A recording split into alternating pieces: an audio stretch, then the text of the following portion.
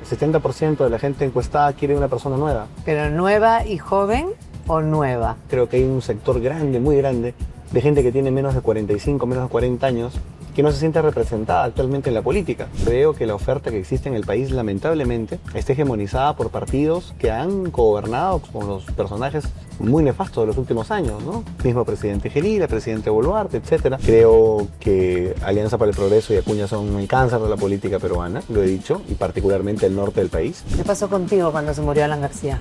Fue muy duro, ¿no? Yo recuerdo que fue un episodio sumamente doloroso, ¿no? Además una cosa tan trágica, ¿no?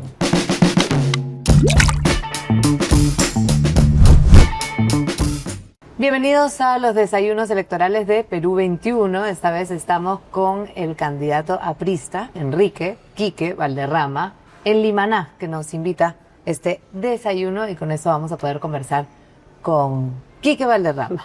Bienvenido. Muchas gracias, muy buenos días, encantado de estar acá.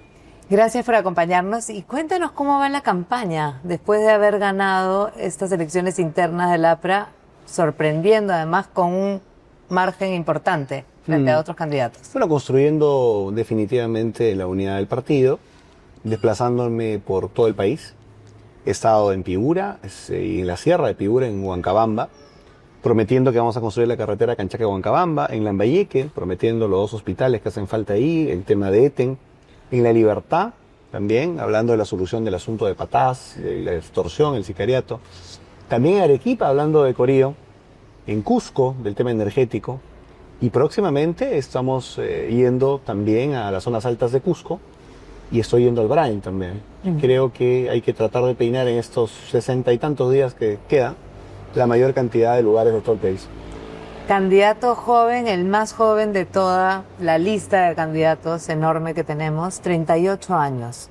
¿Eso en qué favorece?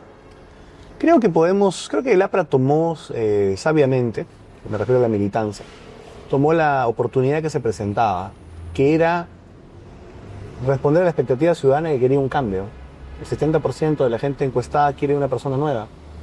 El reto ahora es demostrar que esa persona nueva, ese proyecto nuevo, pues está encarnado en mi vocería. ¿Pero nueva y joven o nueva?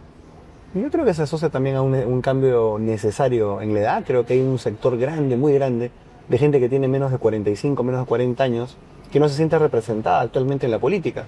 Puedo yo responder a esa necesidad, pero además, lógicamente, se tiene el peligro o el miedo de que podría representar una aventura, una persona joven o nueva.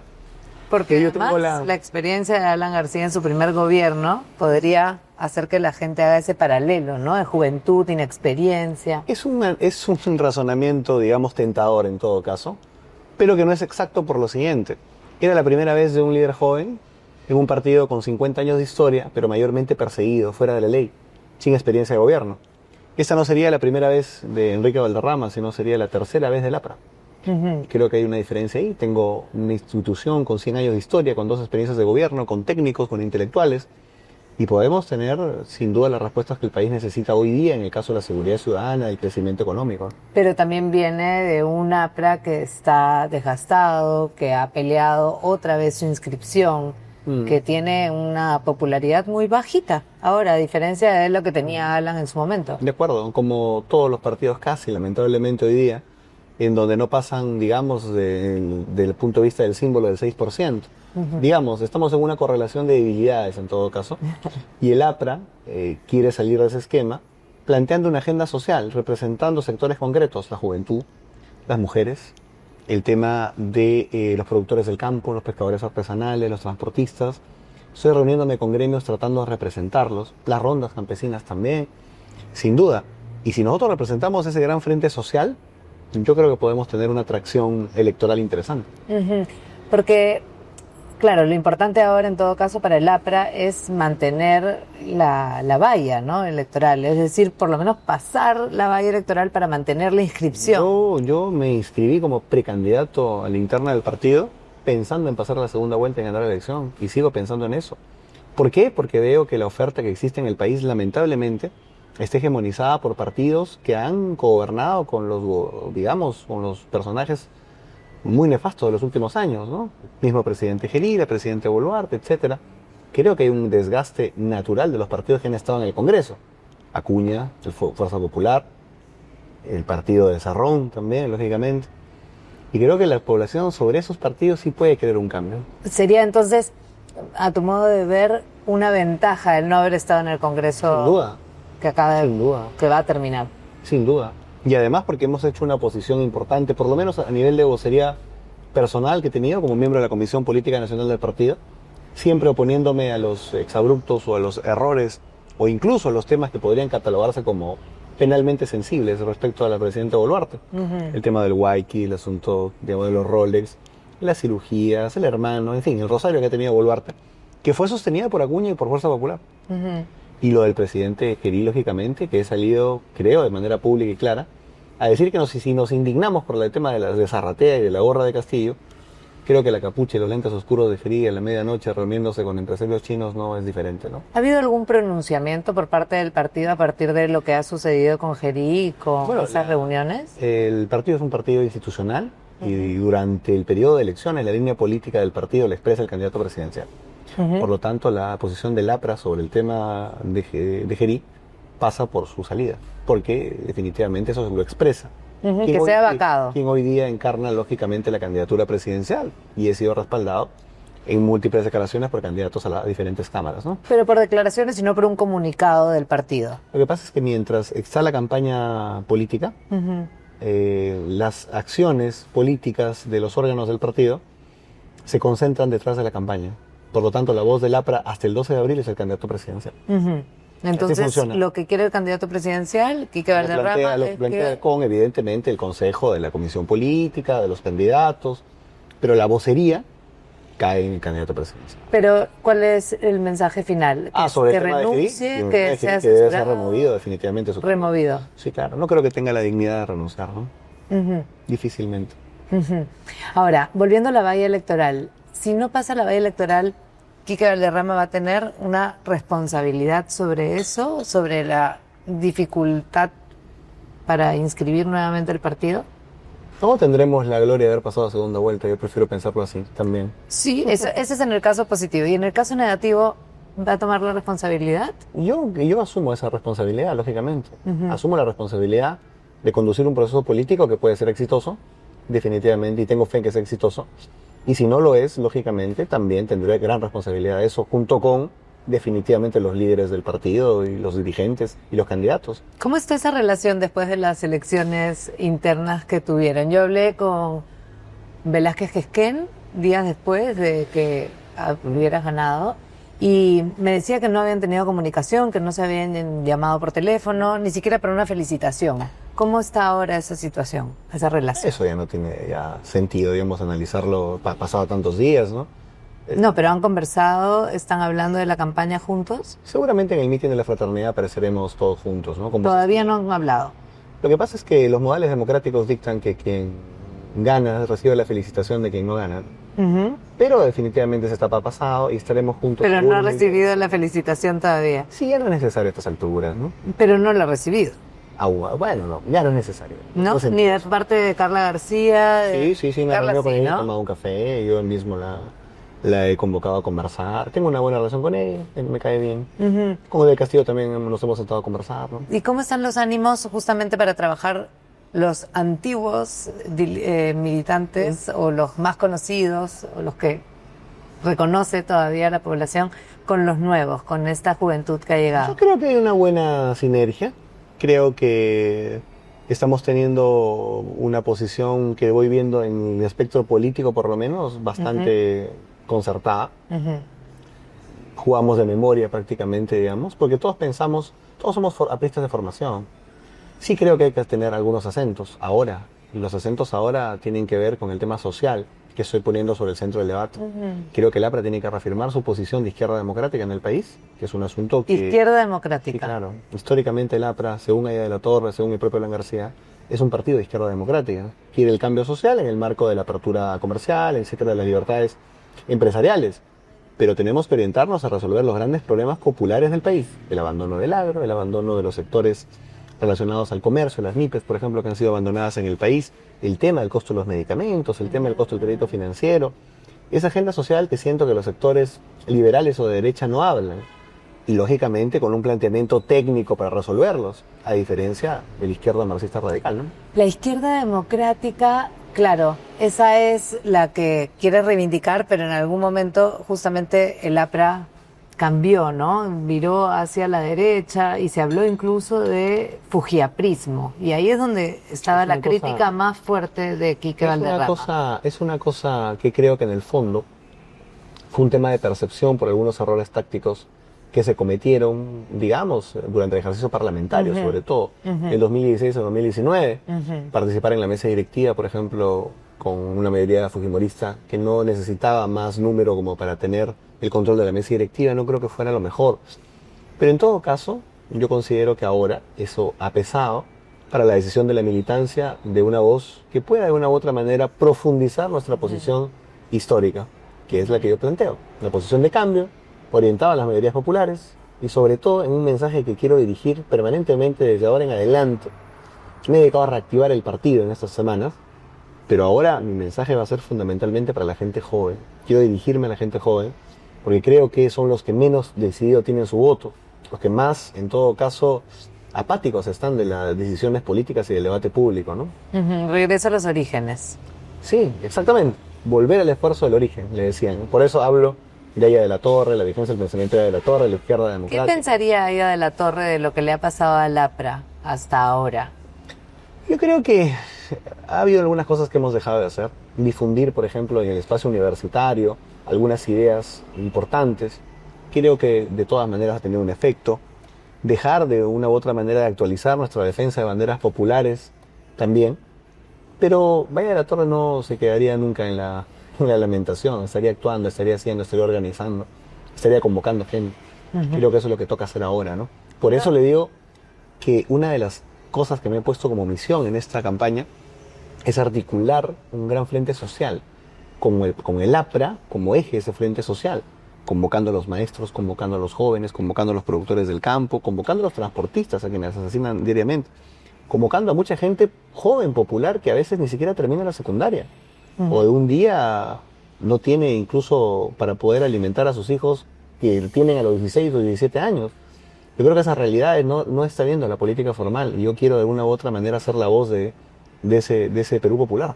¿Cuál es el fuerte de su plan de gobierno? Sin duda el tema de la pacificación del país, el tema de la seguridad ciudadana y la generación de empleo son los dos pilares fundamentales. Yo creo que en el tema de la seguridad ciudadana tenemos que ir fuerte a un shock de seguridad que implique potenciar la Policía Nacional, que implique el control adecuado de las fronteras, que implique una reforma del sistema penitenciario, que implique definitivamente sanciones más duras para aquellos policías, jueces, fiscales que traicionen al pueblo, y que implique un cambio de actitud de los ministros y el presidente de la República involucrándose más en la seguridad ciudadana. Girí ha sido una inmensa decepción, porque parecía que iba a tener una actitud proactiva. Parecía que no era como Dina, que era distante de las cosas, no atendía a la prensa 200 días. Lo dice por los primeros días. Por los primeros días que pareció que le iba a dar muy fuerte al tema de la seguridad ciudadana. Nunca me pareció que debiera a él asumir la presidencia, sinceramente, por las impugnaciones morales que tenía. Pero en los primeros días parecía dinámico. Bueno, con la el popularidad paso, con el paso de las semanas subió. Demostró que era la continuidad de Boluarte. Y con el paso de más semanas todavía, demostró que era la continuidad no solo de la ineficiencia, sino también de la falta de transparencia, ¿no? Y eso definitivamente lacera la confianza popular. ¿Qué reformas del Estado se deben hacer con urgencia? Sobre todo lo digo por el tema de la corrupción. Bueno, yo creo que la principal, la que estructura todo es la reforma del sistema de justicia, ¿no? Que es un punto fundamental. La lucha contra la corrupción dentro del sistema de justicia es básico. El asunto de la despolitización de los órganos de justicia es fundamental. Yo digo sinceramente, y lo digo abiertamente, y porque el pueblo lo siente, ven a dos bandos dentro del Ministerio Público prácticamente queriendo arrancharse el poder del Ministerio Público como, no sé, dos grupos de buitres peleando por un cadáver en descomposición. Pero mientras tanto la gente sufre porque no tiene acceso a la justicia, porque si no tiene un abogado puede terminar preso, y ve al mismo tiempo cómo violadores, asesinos, criminales salen en 24 horas porque hay operadores de justicia corrompidos, ¿no? Yo creo que ahí hay que actuar. ¿Y ahí hay algún tipo de mea culpa por lo que ha sido el APRA también, que en algún momento tenía una reputación de justamente tener este control frente eso ha sido más al Poder Judicial? Yo creo que eso ha sido más un asunto de relacionamiento por volumen poblacional. ¿A qué me refiero? El APRA llegó a ser en algún momento el tercio del país. Bueno, en los 40 fue casi la mitad. Pero más adelante, y por un tiempo importante, fuimos el 25-30% del país en general. Y evidentemente, si tú eres el tercio de la población, es imposible que tú no tengas un conocido, primo, amigo, familiar, etcétera, que esté relacionado con la Policía Nacional o con el sistema de justicia. Fue más eso. Yo no creo que haya sido una estrategia concertada para penetrar pues instituciones. No. ¿No crees que hubo eso? No creo que hubo eso. No creo sinceramente que hubo eso. Creo que luego lo que hemos vivido ha sido una cosa distinta. Una pequeña camarilla toma fuerza ante el Ministerio Público, se le aparece otra al frente y ninguno de los dos tiene autoridad moral. Yo creo que hay que hacer un concurso nuevo para que haya una nueva Junta Fiscal Supremo que despolitice el Ministerio Público, ¿no? ¿Y cómo hacer más eficiente el Estado? Hay varias cosas ahí que hay que discutir. Todo el plan de la agenda social, seguridad, educación, salud, etcétera, todo tiene varios enfoques. Un enfoque es juvenil. Por ejemplo, programa de vivienda. De las 400.000 viviendas que vamos a hacer, 20% va a ser para gente joven. Tiene otro enfoque, que es ambiental. Pero tiene otro enfoque adicional, que es tecnológico. Es decir, por ejemplo, en salud pública, la telemedicina, en educación, en fin. Dentro de eso, definitivamente tenemos que entender que la digitalización del Estado, que va a abonar a su transparencia, es algo básico también. Otra reforma importante tiene que ser el balance y liquidación de la departamentalización de Toledo, que creo que ya llegó a un límite y que ha provocado los monstruos de corrupción que conocemos, ¿no? El caso de los señores de Ancash, los señores fugados de Tumbes, el propio Martín Vizcarra y su rosario de delitos, digamos, el señor Villanueva de San Martín. Es decir, hemos alumbrado con este esquema de departamentalización monstruos de la corrupción. Es hora de repensarnos las cosas. En el caso de los ministerios, por ejemplo, reducir, fusionar algunos ministerios. Yo creo que tenemos que ir a un programa en efecto de eficiencia estatal. Creo que hay que evaluar algunas cosas. Se reducía la pobreza mucho más cuando el Ministerio de Inclusión Social estaba junto con el Ministerio de la Mujer. Creo que debería volver a estar así. Creo que hay dos vertientes muy sangrantes prácticamente de la corrupción en el Perú. La que tiene que ver con la justicia, que hemos hablado, pero la otra, la fundamental, es la que tiene que ver con la obra pública. Y por eso creo que debería haber un ministerio que concentre en buena parte la obra pública para poder controlar mejor ese tipo de cosas, ¿no? Por eso creería que podrían estar juntos vivienda y transportes y comunicaciones, ¿no? ¿Y cómo hacer con las instituciones? ¿Habría que de alguna forma también ahí reforzar, eliminar algunas instituciones? Hay mucha corrupción también. Caso por caso, mira, por ejemplo, te pongo un ejemplo concreto, y es un modo de actuar. Cuando el APRA llegó por segunda vez al poder, encontró, me parece que alrededor de 80 y tantos programas sociales aproximadamente dentro de Toledo. Pero que Toledo encontró la pobreza en 51 y la dejó en 50. O sea, redujo 1% de la pobreza, más o menos. Nosotros, ¿qué hicimos? Reconfiguramos los programas sociales y los redujimos a 37, pero incrementamos, lógicamente, su presupuesto y su eficiencia. Bajamos la pobreza de 50 a 28, más o menos. Es claramente un avance. Por lo tanto, creo que hay que ir hacia ese tipo de reformas. Por ejemplo, ¿qué harías con Provías, nacional o regional? Yo creo que todo eso debería entrar en la lógica de un gran ministerio de infraestructura, ¿no? Realmente fuerte. Y evidentemente ponerle todo el peso del control sobre eso, ¿no? Si mañana saldrías elegido, ¿tendrías ya un gabinete? ¿Tienes pensado? Tengo un equipo completo de transferencia, sin duda, sí. El gabinete es otra cosa, ¿no? El gabinete puede contar con la convocatoria de otros sectores, políticos, de la academia, etcétera. Pero tengo para ofrecerle al país ya un equipo capacitado por cada sector, sin duda. Yo te digo algo, sin temor a equivocarme, tengo el mejor equipo técnico de toda la elección. Muy superior al de Fuerza Popular, al de Alianza para el Progreso o al de Renovación Popular. Sin duda. ¿Qué piensas de esos tres partidos que acabas de mencionar? Bueno, creo que Fuerza Popular tiene el ADN del autoritarismo por la reivindicación sistemática a los 90. Creo que no hubo sobre eso una mea culpa real. Creo que Alianza para el Progreso y Acuña son el cáncer de la política peruana, lo he dicho, y particularmente el norte del país. Creo que el señor López Aliaga es bastante bien intencionado, pero prometer que Lima va a ser potencia mundial y luego abandonar el cargo no me parece lo más elegante, ¿no? En todo caso sería muy bueno comparar algunas experiencias. Sería bueno comparar el bien intencionado tren de López Aliaga con la línea 1 del metro de Lima, y ahora estamos proponiendo hacer la línea 3 y 4 del metro de Lima. Pero eso viene del tren eléctrico, que también tiene su historia. Claro, la historia de la mezquindad de la dictadura de paralizar los 10 años, o la historia de aquellos que pensamos que con la vuelta de la democracia iba a terminar la mezquindad y Toledo proyectó 5 años más la mezquindad. Vino el APRA y lo solucionó en 18 meses, porque además Castañeda Locio tuvo la buena idea de hacer que esa obra pase de rango municipal a rango nacional, lo que nos permitió terminarlo en 18 meses afortunadamente, ¿no?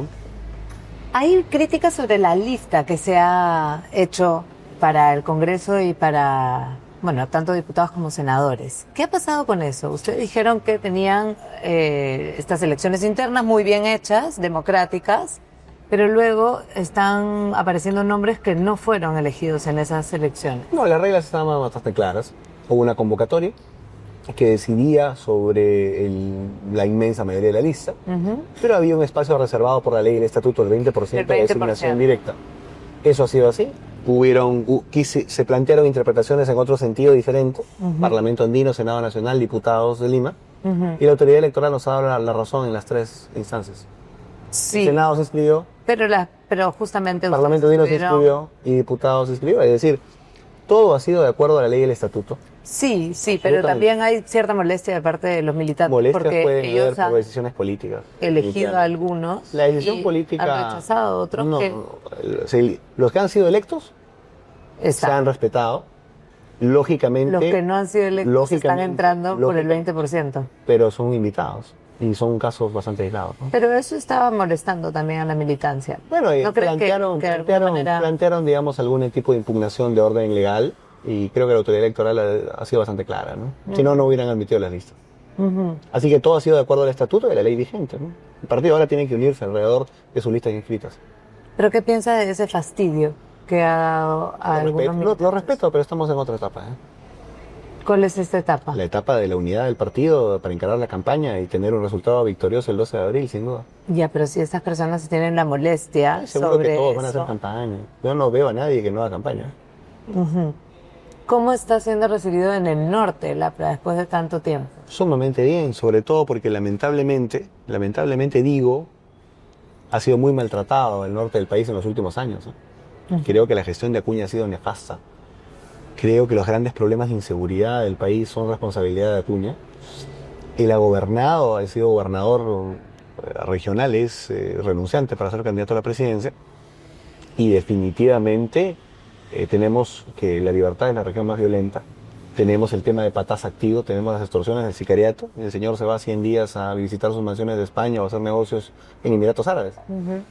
Hay definitivamente un dolor grande, un sufrimiento grande de la gente en el norte, ya no solamente con el propio Acuña, sino también los otros grandes esquemas con los que ha colaborado también Acuña, como la salud pública, donde le ha puesto el ministro, pero también, por ejemplo, en el abandono sistemático más allá ya de los políticos de turno del agro, ¿no?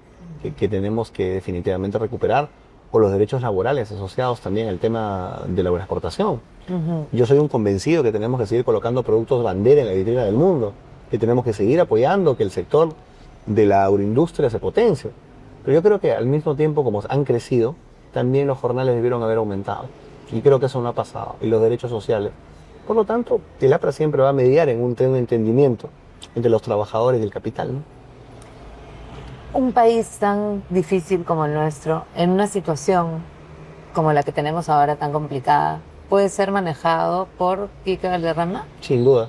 Porque he demostrado que tengo la capacidad de convocar un equipo intergeneracional de gente muy valiosa. Te hablo solamente del sector salud. En el sector salud nos han convocado a diferentes espacios de la sociedad civil a dialogar, desde los trabajadores hasta incluso a asociaciones de farmacéuticas. Y hemos aceptado. Y el equipo que estamos enviando es un equipo A1. Está Vallejos, que fue ministro, está Abel Salinas, que fue ministro, está José Calderón, que fue viceministro, está Paul Pilco, que es un médico hiperrespetado, y está la doctora Elsa Mantilla también. Solamente ahí nomás en salud es un equipo de lujo.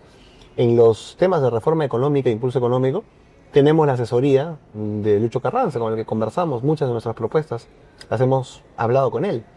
Desde el punto de vista laboral, por ejemplo, que es fundamental para nosotros, y de producción, MIPES, el vocero social de la campaña es Jorge Villasante, que ha sido ministro de Trabajo, ministro de Agricultura, ministro de Producción. Creo que tenemos un gran equipo y ese equipo está absolutamente capacitado para conducir el país con mi liderazgo. ¿Qué dirías a quienes piensan que es prematura tu candidatura? Creo que el país requiere un cambio generacional.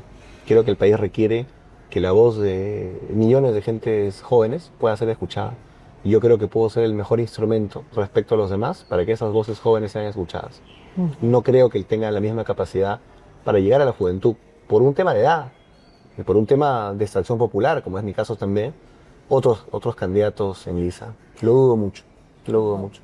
Me decías que tienes más de 20 años en la militancia aprista, que llegaste con el uniforme puesto. ¿Cómo fue esa historia? ¿Por qué llegaste de...? Empecé a leer literatura política a los 13 años aproximadamente, un poco más quizás, pero por ahí.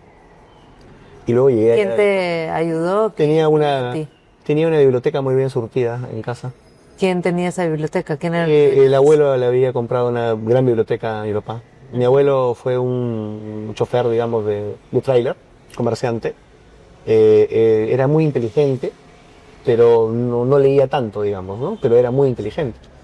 Y evidentemente quiso que su hijo se cultivara más, ¿no? Así que compró una biblioteca grande, que luego yo heredé, pues, ¿no? Como nieto. Yo me crié con mis abuelos. Y ahí empecé a leer mucho más joven mucho más pequeño que de los 13 años, ¿ah? Empecé a leer a los 8 o 9. El primer libro que leí fue Crónica de una muerte anunciada. Creo que lo leí a los 8 o 9 años. Y luego leí 100 años de soledad, en fin. Y llegué hurgando en la biblioteca a literatura política. Exacto. Pero no eran cosas históricas relacionadas con la Revolución Rusa, con la Revolución Mexicana. Eran muy interesantes, pero muy poco peruano en todo caso, digamos. Hasta que encontré algo más peruano, ¿no? ¿Qué fue? El antiimperialismo de Lepra. Y conectó con mi curiosidad intelectual, primero. Esa curiosidad intelectual me llevó a ir a mirar la Casa del Pueblo. ¿Ningún militante en la familia? No, ninguno. Luego que me hice yo militante. Claro, pero fuiste el primero. Digamos, mi tío abuelo, el hermano menor del papá de mi abuelo, había incluso estado en varias revoluciones, ¿no? Pero eso me enteré mucho después, o sea, no en ese momento. Sí, yo soy, digamos, la primera expresión aprista en todo caso de mi familia nuclear. Fui ahí un viernes con uniforme escolar y ahí me dijeron que empezaba un centro de formación de cuadros el lunes, o sea, en 2 días después. Fui, me inscribí y nunca más salía. Habrá sido un viernes. Claro, fue un viernes y me dijeron que el ciclo empezaba el lunes. O sea, era... Son esas cosas que pasan, pues es el destino, ¿no? Y entonces... Pude no haberme animado a ir, pude haber ido y no encontrar a nadie. ¿Te inscribiste? Y entonces me inscribí simbólicamente. Tengo una ficha firmada cuando no tenía DNI. Creo que es a los 15 años. Aparece mi firma ahí, en realidad no tengo ni DNI, pero está la fecha ahí. ¿Y cuál es el líder que te inspira más de Latra? Llegué, lógicamente, primero desde el punto de vista intelectual por allá de la Torre, ¿no? Que es el esfuerzo del origen, la generación fundadora, de tipos realmente muy completos, ¿no? Desde el punto de vista intelectual, moral, de trabajo político. Y luego, conforme fueron avanzando los años, conocí a su militancia, conocí a sus dirigentes de base. Luego me impactó muchísimo Armando Villanueva, a quien yo recuerdo que estaba en este centro de formación de cuadros y nos citaron un sábado. Y en ese sábado hablaba Alan, justo era 2002, creo, o 2003. Habló Alan como que a 200 jóvenes en el aula magna, como en un almuerzo o un desayuno, no recuerdo. Sí. Y evidentemente, pues era muy impactante escucharlo hablar, tipo además muy culto. Pero lo que más me impactó de esa sesión no fue eso, no fue él, sino fue que cogió el teléfono, abrió el teléfono, puso el micro y habló con Armando Villanueva. Y Armando Villanueva le habló a la gente joven por el teléfono de García. Y Armando les hablaba de la revolución, del compromiso con la causa del partido. Y era escuchar a un patriarca, eso me impactó mucho, ¿no? Me interesó mucho conocerlo. Pocos años después cumplí con ese cometido y fui uno de los más cercanos a Armando los 3 últimos años de su vida, con algunos otros, gente joven bastante talentosa. Y luego, lógicamente, en la misma dinámica política con el presidente García, ¿no? Porque también nos reuníamos esporádicamente, ¿no?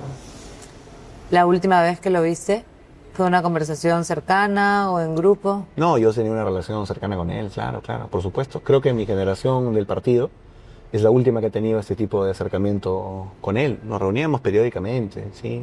dentro de un grupo grande y también en mi equipo de trabajo, digamos, más cercano también. ¿Qué te decía Alan García? Hablábamos de la renovación del APRA y él me decía que tenía que tener dos elementos, ¿no? La juventud, o sea, tiene que haber jóvenes. Y segundo, volver al esfuerzo del origen, es decir, que tenía que basarse sobre Haya de la Torre y su pensamiento. Creo que estaría de acuerdo, sin duda, al ver lo que estoy haciendo, ¿no? Alan García se deprimió mucho cuando murió Haya de la Torre. ¿Qué pasó contigo cuando se murió Alan García? Un impacto para todo el APRA, ¿no? Definitivamente. Yo, como varios otros jóvenes, hablamos con él, por lo menos yo sé que algunos más, un día antes, ¿no? Porque él era bastante dinámico en enviar consignas, en fin. Fue muy duro, ¿no? Yo recuerdo que fue un episodio sumamente doloroso, ¿no? Además una cosa tan trágica, ¿no? En un país tan marcado en ese momento por la polarización. Una decisión que respaldaste. Aportas además, sin saberlo nosotros, aportas de un cierre del Parlamento que vino meses después, un proceso de creciente autoritarismo, además marcado por la corrupción que propuso Vizcarra. Y respecto a sus decisiones en ese ámbito son absolutamente personales, es alguna cosa muy, muy íntima que uno no tiene por qué opinar sobre eso, definitivamente. Yo creo que los órganos de justicia, y gente en particular, estuvieron, digamos, sobre él de una manera que me pareció a un absoluto exceso. Pero la decisión que él tomó frente a eso es una cosa sobre la cual yo guardo respeto, ¿no? ¿El mensaje que más recuerdas de él o el consejo que más recuerdas? Una vez le comenté que hice una cosa un poco pesada para mi juventud en el partido, ¿no? Una reunión, no recuerdo, tomé la palabra en un momento que nadie esperaba, ¿no? Y me alentó a seguir haciéndolo y me dijo, creo que el símil de una serie, audaz es el juego. Y estoy seguro que si me viera ahora también diría que la decisión que tomé de inscribirme como precandidato presidencial también fue audaz, ¿no?